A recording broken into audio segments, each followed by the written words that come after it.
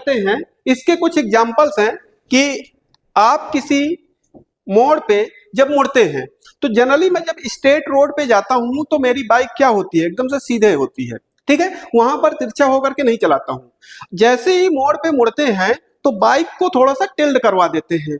उसका रीजन क्या होता है कि अगर मैं बाइक को टिल्ड नहीं करवाऊंगा या अपने को टिल्ड नहीं करवाऊंगा, ठीक है, तो मैं रोड से बाहर गिरूंगा।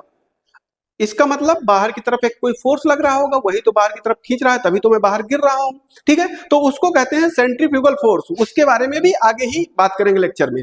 तो ये जो एक सेंट्रीपिटल फोर्स लग रहा है, सेंट्रीपिटल फोर्स, उसी के कारण एक सेंट्रीपिटल एक्सेलरेशन आया था। तो वहीं पर यहां पर बात कर रखा है, our planet orbiting the sun in nearly circular path. जो आपके प्लैनेट्स हैं वो भी आपके एक्चुअली अगर देखा जाए तो वो जो पाथ होता है वो एलिप्टिकल होता है, बट नियरली लिखा हुआ है, नियरली सर्कुलर पाथ यहां पर लिख रखा है। एक्चुअल सर्कुलर पाथ नहीं होता है, वो नियरली सर्कुलर पाथ होता है।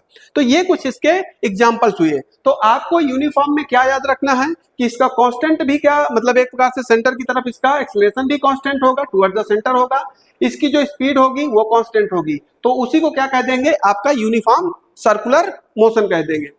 नेक्स्ट अगर यहां पर बात करते हैं आपका non uniform circular motion. Non uniform में अगर बात करते हैं तो यहां पर क्या होगा, हर पॉइंट पे आपकी जो वेलोसिटी है, मतलब स्पीड भी हर पॉइंट पे क्या हो रही होगी, चेंज हो रही होगी। तो वही यहां पर पहला पॉइंट लिखा हुआ है, the speed of the object change as it move along the circular path. जैसे जैसे वो सर्कुलर पाथ में मूव कर रहा होगा वैसे वैसे उसकी क्या स्पीड भी चेंज हो रही होगी।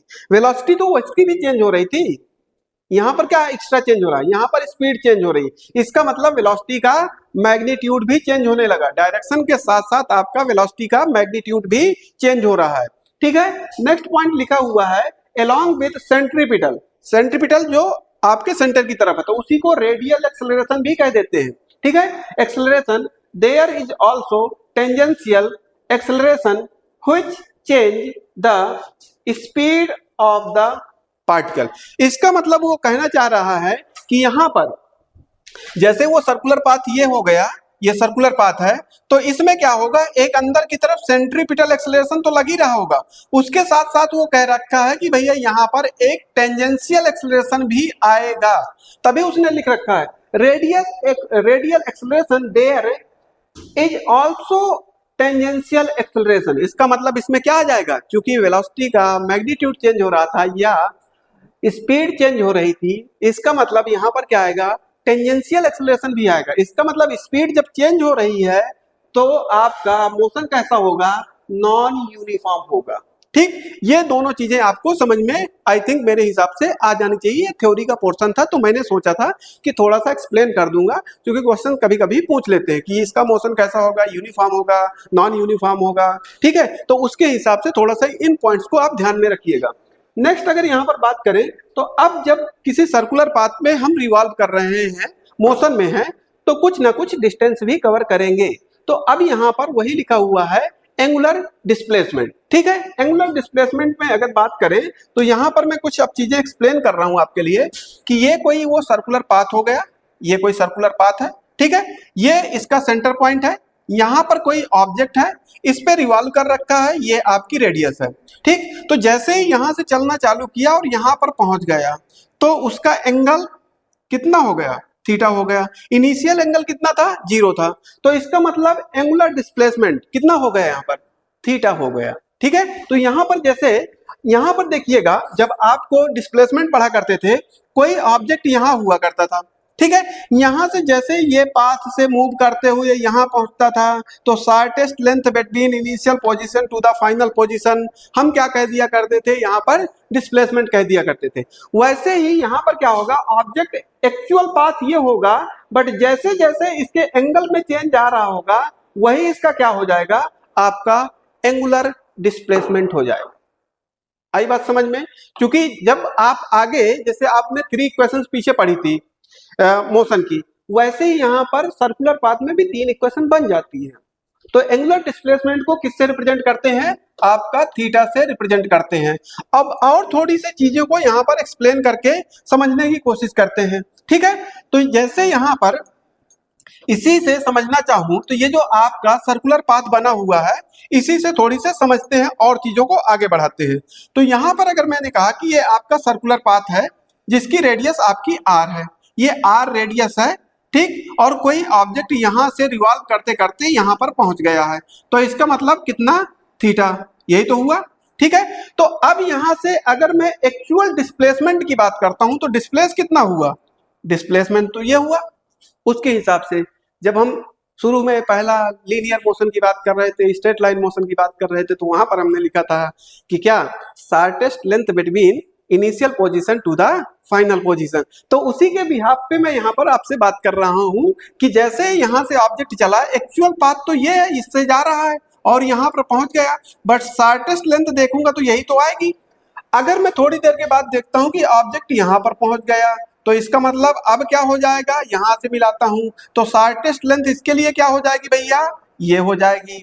तो यहां पर जब 90 डिग्री का दिख रहा है एंगल, तब तो मैं क्या लगा सकता हूं, पाइथागोरस लगा सकता हूं। जैसे आपकी रेडियस ये भी हो गई और आपकी रेडियस ये भी हो गई, और इसको मान लूं कि x है, ये डिस्टेंस आपकी एक प्रकार से अभी मैं डिस्टेंस कह रखा हूं। जैसे इसका मैग्नीट्यूड पता चलेगा तो मैं कहूंगा ऑब्जेक्ट यहां पर था, अब यहां पर पहुंच गया, तो शॉर्टेस्ट लेंथ यहां से यहां तक की यही हो सकती है x, तो वही वैल्यू क्या हो जाएगी, डिस्प्लेसमेंट हो जाएगी, यही तो कह सकते हैं।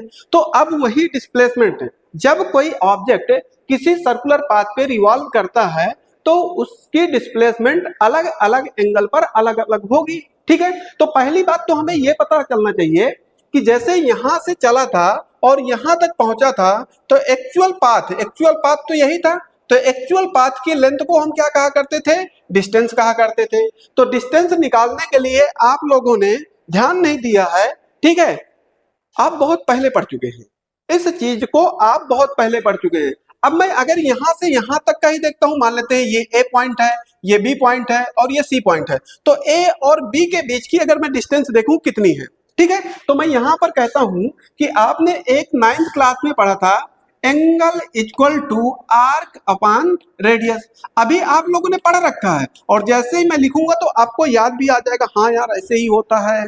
इसका मतलब आपको पता नहीं है कि यही चीज को जो हम मैं बार बार यूज कर रहा था, इसको सर्कल की डिस्टेंस भी कह सकते हैं, ठीक है। तो यहां पर अगर मैं बात करूं तो एंगल को मैं थीटा से रिप्रेजेंट करता हूं, यहां आर्क को मैं डेल्टा एस से रिप्रेजेंट कर देता हूं और यहां रेडियस को आर से रिप्रेजेंट कर दिया, तो डेल्टा एस इक्वल टू क्या हो जाएगा, थीटा इंटू आर, यही तो हो जाएगा, ठीक है। ये आपकी क्या हो गई, सर्कुलर पाथ में डिस्टेंस हो गई, ये आपकी डिस्टेंस आ गई, ठीक। बस यहां पर थीटा को ये ध्यान रखिएगा डिग्री में ना रख करके रेडियन में पुटअप करना है। जैसे अगर मैं बात करता हूं डिग्री में, आप 180 डिग्री लिख रहे हैं तो उसी को रेडियन में क्या लिख देंगे, पाई लिख देंगे, ये मतलब हुआ। तो जब आप कहा करते थे कि कोई भी ऑब्जेक्ट सर्कुलर पाथ के सरकमफ्रेंस पे चल रहा होगा और एक साइकिल कंप्लीट कर लेगा, तो उसके सर्कल की सरकमफ्रेंस की जो वैल्यू होगी वो 2 पाई आर होगी। तो जब यहां से चल रहा था और घूमते घूमते घूमते घूमते यहां आ जाएगा, तो यहां से चलते चलते चलते चलते ये यहां आ गया, तो थीटा इक्वल टू कितना हो गया, 360 हो गया। 360 का मतलब कितना हो गया, 2 पाई हो गया। अगर मैं यहाँ पर थीटा की वैल्यू को 2 पाई पुटअप कर दूं और ये आर पहले से था, तो आप कहते नहीं थे कि सरकमफ्रेंस कितनी होगी, 2 पाई आर होगी, तो वो सर्कुलर पाथ की एक्चुअल डिस्टेंस ही तो थी। जब एक साइकिल कंप्लीट हो गया था, वही तो आपकी क्या हो जाएगी, सरकमफ्रेंस। सरकमफ्रेंस ही जब एक साइकिल पूरा कंप्लीट हो जाए, मतलब इसका 1/4 अगर करें तो इसको 4 से डिवाइड कर देंगे। जैसे मान लेते हैं यहाँ 90 डिग्री पर पहुंचा, मान लेते हैं 60 डिग्री पर पहुंचा होगा, तो यहाँ पर थीटा की वैल्यू क्या रख देंगे, जैसे यहां से दे रखा है और मुझे 60 डिग्री निकालना है, तो मैं इसको 3 से डिवाइड करूं तो इसको भी 3 से करना पड़ेगा, तो यहां से ये क्या हो जाएगा, 60 डिग्री की वैल्यू क्या होती है, पाई/3 होती है।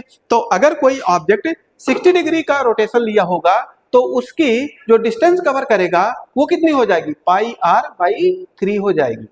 60 डिग्री का मतलब कितना, थीटा, पाई/3, यही तो पुटअप करेंगे, तो इसका मतलब क्या हो जाएगा, पाई/3 इंटू आर कह सकते हैं, तो वो उसकी डिस्टेंस हो जाएगी। तो ये फॉर्मूला सबने पढ़ रखा है, बट वहां पर क्योंकि मैथ थी, वहां पर मुझे डिस्टेंस और डिस्प्लेसमेंट से कोई रिलेशन नहीं था, वहां पर मुझे सरकमफ्रेंस या आर्क की वैल्यू निकालनी होती थी, तो इस कारण से उसको क्या कह देते थे, वहां पर इस चीज का ध्यान नहीं रखते थे। बट हम ये चीज को पढ़ पहले चुके हैं।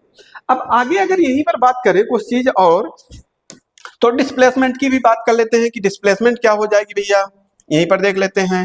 ठीक, तो इसी सर्कुलर पाथ में अगर मैं बात करता हूं कि डिस्प्लेसमेंट क्या हो जाएगी, डिस्प्लेसमेंट को थोड़ी से वेरीफाई भी करें कुछ चीजों को लेकर के, तो ज्यादा क्लियर हो जाएगा। ठीक है, ये आपका सर्कुलर पाथ हो गया, ये सर्कुलर पाथ है, तो यहां से यहां तक का रेडियस आर है, यहां से यहां तक की रेडियस आर है, तो यहां से यहां तक की रेडियस क्या है, आर है। यही तो होगी, सब जगह ये वैल्यू क्या होगी, सेम ही तो होगी। ठीक, अब मैंने कहा कि ऑब्जेक्ट ने यहां से चलना स्टार्ट किया और पहुंच कहां गया, यहां पहुंच गया, इसका मतलब कितने एंगल का रोटेशन लिया, थीटा एंगल का। तो शॉर्टेस्ट लेंथ ही क्या कहलाती थी, डिस्प्लेसमेंट कहलाती थी। ठीक है, तो यहां पर एक डिस्प्लेसमेंट का फॉर्मूला आता है, डिस्प्लेसमेंट इक्वल टू, इससे क्वेश्चन पूछे जाते हैं आपके आईएमयू में और आपके स्पॉन्सरशिप में। क्योंकि ये जनरली सबको याद नहीं होता है, कुछ लोग पढ़े नहीं होते हैं, तो वो सोचते हैं वही डिस्टेंस ही डिस्प्लेसमेंट हो जाएगी। ठीक है, और क्वेश्चन वहां पर गलत हो जाता है, ये ध्यान रखिएगा। तो थोड़ा सा इसको केयरफुली पढ़िएगा। तो यहां पर जैसे डिस्प्लेसमेंट की बात करें तो डिस्प्लेसमेंट इक्वल टू होता है 2r sine theta by 2। Theta by 2 है, ओवरऑल का बाई 2 नहीं है, वरना 2 से 2 क्या हो जाता, कट जाता। अब मैं चीजों को वेरीफाई भी करूंगा, जैसे कुछ चीजें मुझे पता होंगी उसके हिसाब से। यहां से यहां तक जब 90 डिग्री का एंगल बनने लगा, मान लेते हैं ये ऑब्जेक्ट चला और धीरे धीरे यहां पर पहुंच गया, ये ए पॉइंट है, ये बी पॉइंट है, ये सी पॉइंट है, और जब यहां पर पहुंचेगा तो ये आपका डी पॉइंट हो जाएगा। ठीक है, तो अब देखिएगा, जब यहां से ए पॉइंट से कोई ऑब्जेक्ट चला था और सी पॉइंट पे पहुंचा था, तो इसका मतलब क्वार्टर पाथ कंप्लीट किया उसने। ठीक है, तो कितना, 90 डिग्री वो क्या कर गया, एक प्रकार से डिस्प्लेस हो गया। यही तो हुआ, यही बात तो हुई। तो अब यहां से अगर मैं बात करूं तो सीधे ये भी आर है, आप लिख चुके हैं, इसको मैंने एक्स मान लिया कि ये यहां से यहां तक का जो शॉर्टेस्ट लेंथ है वो आपकी एक्स है। तो यहां से अगर देखें तो एक राइट एंगल ट्रायंगल बनता हुआ दिखाई दे रहा है, और जहां पर राइट एंगल ट्रायंगल बनेगा तो वहां पर क्या लगा देंगे, पाइथागोरस लगा देंगे। तो पाइथागोरस लगाने के लिए जो मुझे पता है वो होता है हाइपोटेन्यूज का स्क्वायर इक्वल टू बेस का स्क्वायर, बेस में क्या है, आर ही है यहाँ पर, ये देखो, और प्लस का परपेंडिकुलर का स्क्वायर, तो परपेंडिकुलर में भी क्या है, आर ही है। तो यहाँ से एक्स स्क्वायर इक्वल टू क्या हो जाएगा, 2r स्क्वायर। तो यहाँ से x की वैल्यू अगर निकाल लूं तो r रूट क्या हो जाएगी, 2 वैल्यू हो जाएगी। इसका मतलब जब कोई ऑब्जेक्ट 90 डिग्री रिवॉल्व कर गया होगा या क्वार्टर पाथ रिवॉल्व कर गया होगा, इसका मतलब डिस्प्लेसमेंट कितना हो जाएगा, r इंटू रूट 2 हो जाएगा। यहां से तो वैल्यू पता चल जाएगी। अगर मैं कहता हूं ऑब्जेक्ट a से d पहुंच गया, तो a से d, a ये है और d ये है, तो सीधे के सीधे क्या हो जाएगा, आपका डायमीटर के बराबर हो जाएगा। तो इस कंडीशन में डिस्प्लेसमेंट कितना हो जाएगा, जब आपका 2r हो जाएगा। ये कब है, एट थीटा इक्वल टू कितना, 90 डिग्री पर है। ये कब है, at theta equal to 180 degree. इसका मतलब जब मुझे 90 का मल्टीपल पता चल रहा है एंगल में, जैसे 270 की बात कर लूं, 180 की बात कर लूं, 90 की बात कर लूं, मतलब 90 का मल्टीपल है, तो मैं तो डायरेक्टली निकाल सकता हूं। बट अगर यहीं पर उसने कह दिया होता 60 डिग्री है, तो फिर क्या होता, तब तो ना निकाल पाता ना, वहां पर पाइथागोरस ना लगा पाता। इसका मतलब वहां पर कौन सा फार्मूला आएगा, ये वाला फार्मूला आएगा। और अगर ये फार्मूले से ये दोनों वैल्यू को प्रूव कर दें, इसका मतलब हमारा फार्मूला क्या हो जाएगा, करेक्ट हो जाएगा। तो यही प्रूव करने की कोशिश करते हैं इस फार्मूले से कि जब थीटा इक्वल टू 90 डिग्री है तब की बात करें कितना डिस्प्लेस हुआ। ठीक है, तो फार्मूले पुट अप करिए। तो डिस्प्लेसमेंट को मैं एक्स से रिप्रेजेंट करता हूं, तो 2r sine theta by 2, theta by 2 का, तो थीटा कितना है, 90 है, तो थीटा बाई 2 मतलब 45 हो जाएगा। भाई 90 को 2 से डिवाइड करेंगे तो कितना आएगा, 45 आएगा ना। तो यहां से क्या हुआ, x equal to 2 into r, और मुझे पता है कि साइन 45 की वैल्यू 1/√2 होती है। 2 को √2 से डिवाइड करूंगा तो r √2 आंसर हो जाएगा। कब, जब थीटा इक्वल टू 90 डिग्री है, तब की बात कर रहा हूं। ठीक है, नेक्स्ट अगर मैं बात करूं कि थीटा इक्वल टू कितना हो गया, 180 डिग्री हो गया, तो जब 180 डिग्री वैल्यू है तो फिर यही फॉर्मूले पे पुटअप करता हूं, वेरीफाई करता हूं कि जब क्या 180 था तो इतना था, देखिए जब 90 था तो कितना था, यही वैल्यू प्रूफ होकर के आ गई है। तो इसका मतलब एक वैल्यू तो मेरी सही है। और किसी भी प्रैक्टिकल वैल्यू जो भी प्रूफ करना होता है, मैं एक डेटा से उसको ये नहीं कह सकता कि मेरा वैल्यू जो है वो सही है, मिनिमम कम से कम 2 डेटा तो आपको निकालना ही पड़ेगा। इसी कारण से मैंने इधर भी 2 डेटा रख रखे हैं और उन्हीं को उधर प्रूफ करके देख रहा हूं। तो जब थीटा इक्वल टू आपका 180 डिग्री है तो x इक्वल टू क्या हो जाएगा 2r, और साइन 180 का हाफ कितना हो जाएगा 90, और साइन 90 की वैल्यू मेरे हिसाब से 1 होती है, तो x इक्वल टू क्या हो जाएगा 2r हो जाएगा।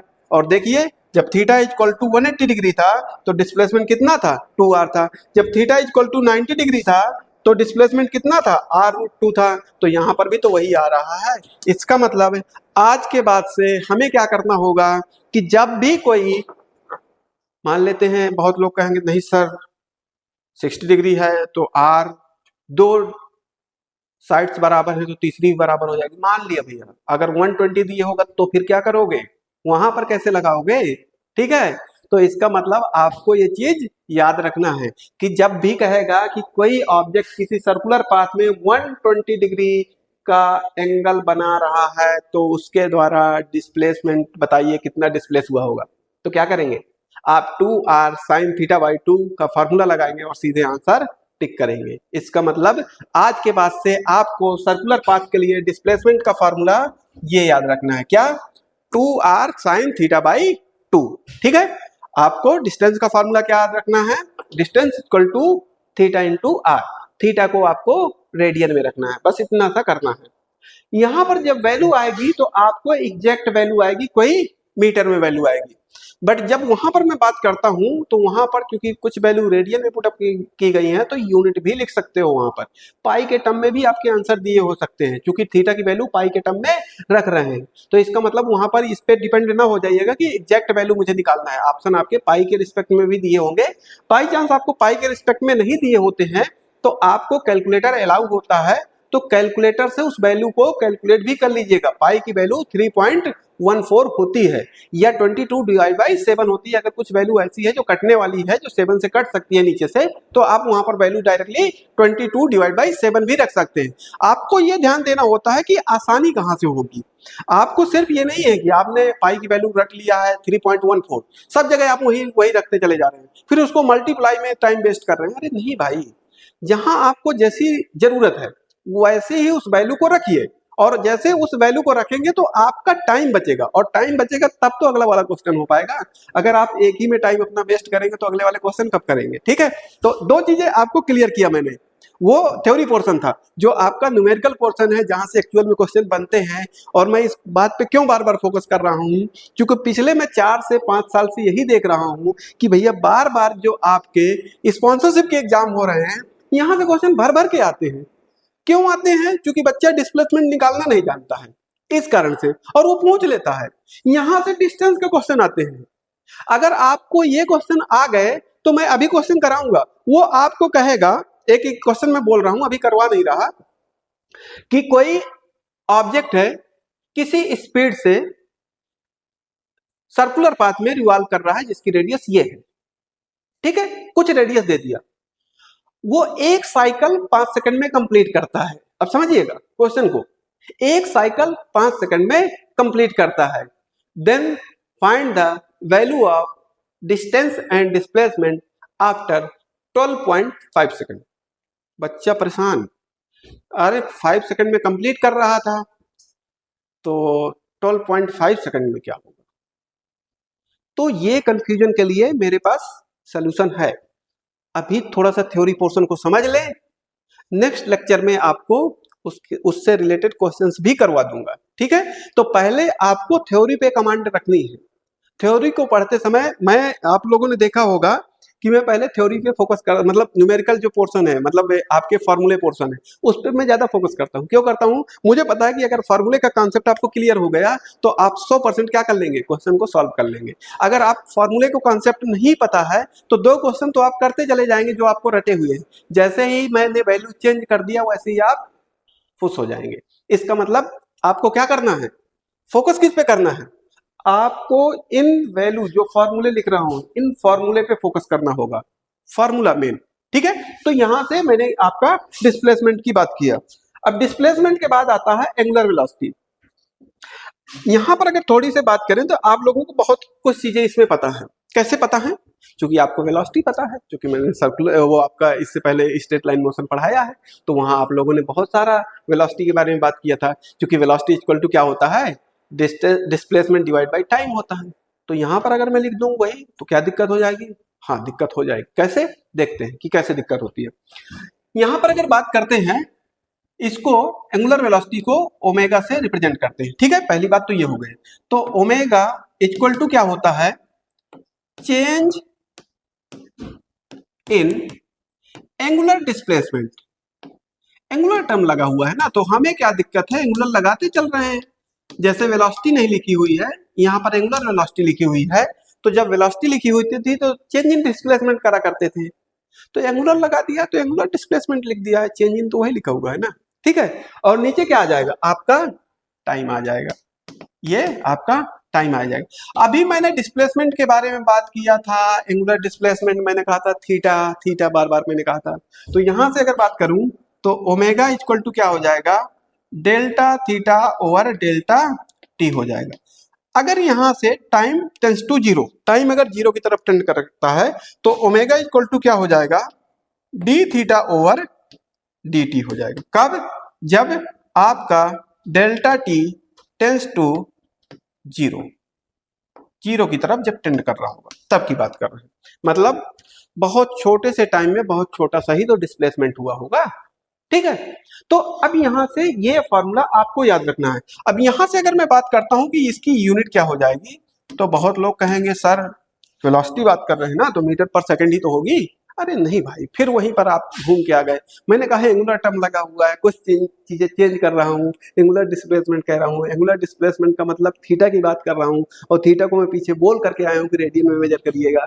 तो इसका मतलब ऊपर क्या लिखा हुआ है, रेडियन लिखा हुआ है। ठीक है, रेडियन और डिवाइडेड बाई सेकेंड। तो यहाँ से रेडियन एक नंबर की यूनिट है, तो इसका मतलब मैं इसको क्या कह सकता हूँ, सेकेंड इनवर्स। तो यहाँ से अब क्वेश्चन कैसे बनता है, क्या करेगा, तो क्वेश्चन को थोड़ा सा चेंज कर दे।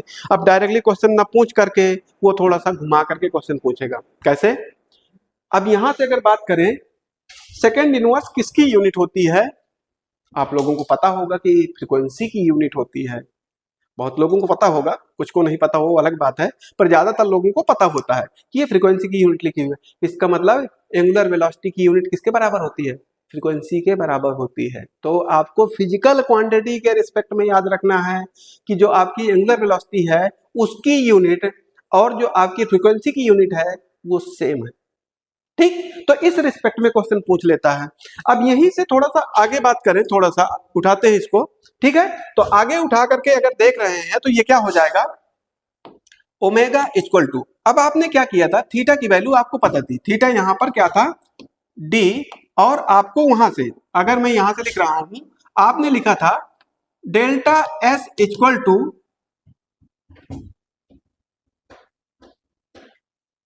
आर इंटू थीटा, ये लिखा था। ठीक है, लिख रखे थे। तो थीटा की जगह मैं क्या पुटअप कर सकता हूं, delta s over r put up कर सकता हूं, आर कपान रेडियस पुटअप कर सकता हूं, angle equal to arc upon radius. Arc क्या थी एक्चुअल में, डिस्टेंस थी, तो डिस्टेंस को अगर मैंने एस से रिप्रेजेंट कर दिया और यहां पर क्या कर दिया, आपका डिवाइडेड बाई आर भी पुटअप कर दिया, और नीचे क्या चल रहा है, dt तो चल ही रहा था, देख लीजिए dt चल रहा था। मैंने थीटा की जगह सिर्फ पुटअप किया, थीटा की जगह s divided by r. R तो रेडियस तो चेंज नहीं हो रही थी ना सर्कुलर पाथ की, रेडियस चेंज हुई है क्या, नहीं चेंज हुई है। इसका मतलब क्या हो जाएगा, वो तो कांस्टेंट है, वो कांस्टेंट जो हो जाएगा वो कहां निकल के आएगा, बाहर निकल करके आ जाएगा। तो 1/r बाहर आ गया। डिस्टेंस टाइम के साथ चेंज हो रही है, इसका मतलब क्या हो जाएगा आपका, यहां से अगर बात करते हैं तो ये 1/r इक्वल टू यहां से क्या हो जाएगी, वेलोसिटी हो जाएगी। ठीक, तो इसका मतलब क्या हो जाएगा, v डिवाइडेड बाई r। ये क्या बना, relation between angular velocity and linear velocity. अब आपको दिए होगा कि कोई ऑब्जेक्ट कोई ऑब्जेक्ट इतनी एंगुलर वेलोसिटी से रिवॉल्व कर रहा है इतने रेडियस के सर्कुलर पाथ पर, तो फाइंड द लीनियर वेलोसिटी। आप कौन से फार्मूले को सीधे लगाएंगे, omega equal to b upon r, omega की वैल्यू पता है, आर की वैल्यू पता है, सीधे दोनों को मल्टीप्लाई करिए और आंसर टिक कर दीजिए। तो ये अब यहां से मैं आपको उस यूनिट को वेरीफाई करने जा रहा हूं। मैं बता रहा हूं कि मैं जो पढ़ाऊंगा उसका कॉन्सेप्ट आपको ध्यान में रखना होगा। मैं ये नहीं कि सीधे आपको डेटा देता जाऊं और उसके हिसाब से आप बस स्किप करते जाएं। मैं कोई भी चीज लिख रहा हूं तो उसको वेरीफाई भी कर रहा हूं। इसका मतलब यहां से अगर मैं बात करता हूं, मुझे वेलोसिटी की यूनिट पता है क्या होती है, मीटर पर सेकंड होती है, और नीचे क्या लिखा हुआ है, डिस्टेंस लिखी हुई है, मतलब रेडियस लिखी हुई है, वो भी मीटर में हुई। तो मीटर से मीटर कट गया तो यहाँ से क्या बना, 1/सेकंड, तो यहाँ से क्या हो गया, सेकंड इनवर्स हो गया। तो यहाँ से भी वो आपकी यूनिट क्या हो रही है, वेरीफाई हो रही है। ठीक है, तो आपके मतलब के जो दो फॉर्मूले इससे निकले, अगर अभी तक मैं बात करूं तो थोड़ा सा जो आपके मतलब की चीजें निकल करके आई इस चैप्टर के हिसाब से, एक तो आपका ये निकल करके आया कि जो डिस्टेंस हो जाएगी, डिस्टेंस वो आपकी r इंटू थीटा, थीटा किस में रहेगा, रेडियन में रहेगा। जो डिस्प्लेसमेंट निकल करके आई वो क्या हो जाएगा भैया आपका, यहाँ से अगर बताऊं तो वो हो जाएगा 2r साइन थीटा बाई 2 हो जाएगा। एक तो फॉर्मूला ये निकल करके आ गया। ठीक है, ये वेरी इंपॉर्टेंट फॉर्मूला है, ये भी ध्यान रखिएगा। आगे अगर मैंने कहा कि एंगुलर वेलोसिटी की बात करूं तो एक तो formula d theta over d t आ गया, इसी के रिस्पेक्ट में ये भी लिख सकते हैं बी अपान आर आ गया। तो जहां जिसकी जरूरत पड़ेगी वहां वो फॉर्मूला यूज कर लेंगे। ठीक है, तो मैंने बताया कि एंगुलर वेलोसिटी की यूनिट फ्रीक्वेंसी के बराबर भी होती है, तो इस चीज का भी ध्यान रखना होगा आपको। आगे अगर बढ़ते हैं, आगे थोड़ा सा चीजों को देखते हैं क्या आगे। तो आगे अगर मैं बात करूं तो आपका आ जाएगा acceleration, acceleration in circular motion. अब एक्सेलरेशन की अगर बात करें यहां पर, तो एक्सेलरेशन जनरली सर्कुलर में दो होंगे। मैंने पीछे कोशिश किया था आपको थोड़ा सा अगर हिंट मिला हो, कैसे, मैं उसको फिर से बताता हूं कि कैसे आपको हिंट लेना था वहां से पीछे से। ये आपका, जैसे मैंने कहा कि ये सर्कुलर पाथ है, ठीक, दो प्रकार के मैंने सर्कुलर पाथ पढ़े, सर्कुलर मोशन पढ़े। एक था आपका यूनिफॉर्म और एक था आपका नॉन यूनिफॉर्म। दो प्रकार के आपके सर्कुलर मोशन थे। एक में आपने कहा था कि क्या है, स्पीड कांस्टेंट है, इसका मतलब वेलोसिटी का मैग्नीट्यूड कांस्टेंट था। तब भी आपने कहा था अंदर की तरफ एक सेंट्रीपिटल फोर्स लग रखा है, तो जब सेंट्रीपिटल फोर्स लग रहा होगा तो एक सेंट्रीपिटल एक्सेलरेशन होगा। ठीक है, तो जब सेंट्रीपिटल एक्सेलरेशन होगा तो एक एक्सेलरेशन यूनिफॉर्म में भी लग रहा है। और जब नॉन यूनिफॉर्म की बात किया था तब भी मैंने कहा था कि एक क्या होगा, रेडियल, मतलब सेंट्रीपिटल तो होगा ही होगा, उसके साथ साथ क्योंकि वेलोसिटी का मैग्नीट्यूड मतलब स्पीड चेंज हो रही है, तो जब स्पीड चेंज हो रही होगी मतलब वेलोसिटी का मैग्नीट्यूड चेंज हो रहा होगा, तो वहां से भी एक एक्सेलरेशन आएगा। तो यहां पर नॉन यूनिफॉर्म में आपका टेंजेंशियल एक्सेलरेशन भी होगा और आपका सेंट्रीपिटल एक्सेलरेशन भी होगा। ठीक, तो इसका मतलब अगर मैं यहां से बात करता हूं तो आपका क्या, दो प्रकार के एक्सेलरेशन होंगे। अब देखते हैं थोड़ा सा आगे बढ़ करके एक्सेलरेशन के बारे में पहले बात कर लेते हैं। तो इस एक्सेलरेशन को पढ़ने से पहले थोड़ा सा मैं जो चीजें हैं उसको पढ़ाने की कोशिश करता हूं कि क्या और इसमें चीजों को ध्यान देना है। तो यहीं पर देख लेते हैं, थोड़ा सा पेज खाली है तो उसके हिसाब से ज्यादा अच्छा समझ में आएगा।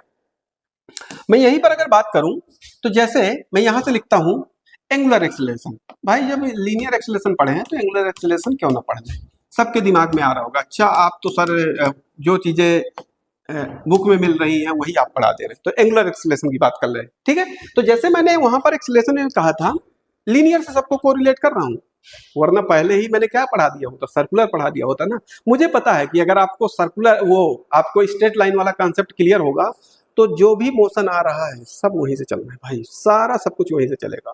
आप ये समझ लीजिए, कुछ अलग नहीं है, वहीं से फार्मूले लग रहे हैं, सारे के सारे वहीं से उठा रहा हूं। तो देखिए जैसे आपने एंगुलर एक्सेलरेशन लिखा, इसको अल्फा से डिनोट करते हैं, अल्फा से डिनोट किया, इसका मतलब यहां से अगर बात करें तो क्या हो जाएगा, change in velocity, change in क्या, एंगुलर वेलोसिटी होगा ना, क्योंकि एंगुलर एक्सेलरेशन की बात कर रहे हैं, तो एंगुलर वेलोसिटी, ठीक, ये हो गया, और डिवाइडेड बाय टाइम, यही तो हो जाएगा। तो यहीं से बात कर ले। ठीक है, तो अब अल्फा इक्वल टू क्या हो जाएगा, यहां से मैं बहुत छोटे टाइम में देख रहा हूं, तो D omega divide by dt। ठीक, अब यहां से अगर बात करते हैं तो अल्फा इक्वल टू, अब कुछ चीजों को पीछे से उठाते हैं, तो यहां से ये मुझे पता है omega equal to d theta over dt था, ये तो मुझे पता ही था, तो यहां पर पुटअप करते हैं, d ओवर dt तो पहले से था, ओमेगा की जगह क्या पुटअप करना है, d थीटा ओवर dt। तो यहां से अगर बात करते हैं, ऊपर क्या 2 बार d है ना, तो d का स्क्वायर हो गया, थीटा तो एक ही बार है, और नीचे dt 2 बार लिखा हुआ है, तो dt का होल स्क्वायर हो गया। अब यहां से क्या होता है, बच्चा कहां गलती करता है वो भी मैं आपको बताता हूं कि न्यूमेरिक वो फॉर्मूले में गलती कहां हो जाती है। आपसे डायरेक्टली फॉर्मूला ही पूछे होता है और तब भी आप गलत टिक करके आते हैं। कैसे, अब एक लिखा हुआ है alpha equal to d theta square over d square t, आपका ये लिखा हुआ है, एक ऑप्शन ये बन गया। दूसरा ऑप्शन अगर मैं बात करता हूं तो यहां पर दूसरा ऑप्शन बनाता हूं, अल्फा इक्वल टू लिखा हुआ है D square theta over d t square, ये लिखा हुआ है। तीसरा ऑप्शन ये लिखा हुआ है alpha equal to d theta over d t का होल स्क्वायर, ये लिखा है। और चौथा ऑप्शन में ये लिख दिया है कि आपका डी थीटा का स्क्वायर ओवर डी टी का स्क्वायर। अब ये आपको लग रहा होगा कि सब चीजें एक हैं, एक नहीं है भाई, मैंने यहां पर आपके सामने रखा कि कौन सा एक्चुअल फार्मूला है। एक्चुअल फार्मूला क्या है, ये फार्मूला है, ये भी गलत है, ये भी गलत है और ये भी गलत है। देखने में तो आपको सेम लग रहे होंगे, बट कौन सा आंसर सही होगा, D square theta over d t square वाला आप वहां पर जब टिक करेंगे तभी सही होगा। ठीक है, तो इन सब छोटी छोटी एरर्स को आपको ध्यान रखना होगा। जब आप छोटे छोटे पॉइंट पे ध्यान नहीं देते हैं तो आपके आईएमयू में क्वेश्चंस जो पूछे जाते हैं ज्यादा इन डिटेल नहीं पूछे जाते हैं, आपके छोटे छोटे पॉइंट्स से ही क्वेश्चन पूछे जाते हैं। इस कारण से छोटे छोटे पॉइंट्स पे ज्यादा आपको फोकस करना पड़ेगा, क्योंकि टाइम ड्यूरेशन के हिसाब से आपको चीजों को सोचना पड़ेगा। ठीक, तो नेक्स्ट अगर मैं यहाँ पर बात करता हूँ, नेक्स्ट बात कर लें, तो आपका अल्फा इक्वल टू क्या आ गया था, एक आया D omega over d T, और यहीं से निकाल लिया D square theta over d t square, ये भी निकाल लिया। ठीक है, अब यहीं से कुछ चीजें और मुझे पता है, क्योंकि मैंने अभी निकाला था कि omega equal to b divided by r भी होता है, तो एक बार इसको पुटअप कर देते हैं ओमेगा की जगह, तो डी ओवर डी टी मैंने बाहर कर लिया, ओमेगा की जगह क्या पुटअप कर दिया, b divided by r put up कर दिया। तो अल्फा इक्वल टू क्या हो गया, यहां से अगर बात करें आपका 1/, क्योंकि आर तो कांस्टेंट है ना, तो आर बाहर निकल आएगा, तो 1/r बाहर आ गया, d b over d t. तो change in velocity per unit time, इसका मतलब क्या हो जाएगा, यहां से अगर बात करें तो alpha equal to linear acceleration divided by radius. तो ये किसके किसके बीच का रिलेशन हो गया, angular acceleration and linear acceleration. ठीक है, तो यहां पर ये आपका अल्फा जो दे रखा है वो आपका क्या है, एंगुलर एक्सेलरेशन है, और जो आपको ए दे रखा है वो क्या है आपका, अगर यहां से बात करते हैं ए की वैल्यू है क्या, ये जो दे रखा है ये आपका क्या हो जाएगा, ये आपका लीनियर एक्सेलरेशन हो जाएगा। ठीक है, तो बहुत छोटी छोटी चीजें हैं, आपको देखने में बहुत छोटी चीजें लग रही होंगी बट बहुत इंपॉर्टेंट चीजें हैं। जब इसी को और डेराइव करते हैं तो कुछ चीजें आगे निकल करके आती हैं, तो इतना डेरिवेशन पे फोकस ना करते हुए हम पॉइंट की बात करते हैं डायरेक्टली। तो अब आगे अगर मैं बात करता हूं acceleration in a circular motion, अब सीधे बात करें तो एक टेंजेंशियल, टेंजेंशियल किसके कारण आएगा, वेलोसिटी चेंज के कारण आएगा। वेलोसिटी कौन सी वाली चेंज होगी, क्योंकि सर्कुलर पाथ में मूव कर रखा है तो एंगुलर वेलोसिटी को ही तो कहेंगे कि चेंज हो रही है। ठीक है, जब एंगुलर वेलोसिटी चेंज हो रही होगी तो फार्मूला क्या निकल करके आया, यही तो निकल करके आया, और यहीं से जब आगे बढ़े तो आगे के फार्मूला क्या निकल करके आए थे, एक तो ये भी तो आया था कि अल्फा इक्वल टू क्या आ जाएगा, ए डिवाइडेड बाई आर भी आ जाएगा। ठीक, ये हो जाएगा, एक क्या आ जाएगा, alpha equal to d square theta over d t square, ये भी आ जाएगा, तो इसको भी ध्यान रखना है। ठीक है, तो ये आपका 3 फार्मूले हैं, इससे क्वेश्चंस बन जाते हैं, ज्यादातर क्वेश्चंस जो बनेंगे वो इसी से बनेंगे। ठीक है, अभी जब क्वेश्चंस करेंगे तो वहां पर आपको मैं दिखाऊंगा भी कि क्या मैं आपको पीछे बता रहा था और क्या आप कर रहे थे। नेक्स्ट अगर बात करते हैं सेंट्रीपिटल एक्सेलरेशन की। सेंट्रीपिटल एक्सेलरेशन की अगर मैं बात करूं तो थोड़ा सा पहले पीछे चल करके कुछ चीजें आगे चल करके जो हमने पढ़ी नहीं है वो पढ़नी पड़ेगी। तो यहाँ से अगर मैं बात करूं कि कोई ऑब्जेक्ट है, ये यहाँ पर इस पाथ पे रिवॉल्व कर रखा है, ठीक है, तो कोई वेलोसिटी से रिवॉल्व कर रहा होगा, मान लेते हैं v वेलोसिटी हो गई, तो इसकी रेडियस एक प्रकार से जो होगी वो r होगी, तो एक अंदर की तरफ क्या लग रहा होगा, फोर्स लग रहा होगा। तो इस फोर्स को कहते हैं सेंट्रीपिटल फोर्स, जिसकी वैल्यू होती है mv² डिवाइडेड बाई r।